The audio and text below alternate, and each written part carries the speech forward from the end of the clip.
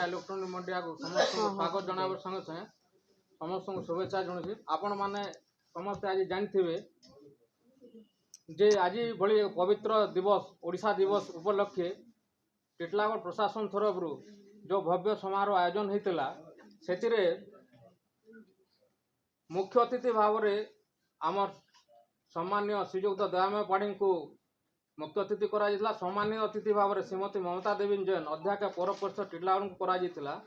किंतु दुर्भाग्यर विषय जे ममता देवी जैन जे टिटलागढ़ प्रथम नागरिक हवा संगे टिटलागढ़ पौर परिषद अध्यक्ष तांकु उद्देश्यमूलक भाव में अपमानित करने संगे सम्मान हानि करा जहाँकि टिटलागढ़ भारतीय जनता पार्टी तरफ दृढ़ निंदा करुछु।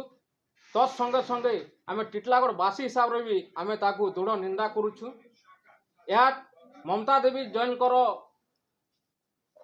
असम्मान होती अपमानित करा नुहे या टिटलागढ़ बासी को अपमानित करा असम्मान करा आमर हृदबोध होची। भारतीय जनता पार्टी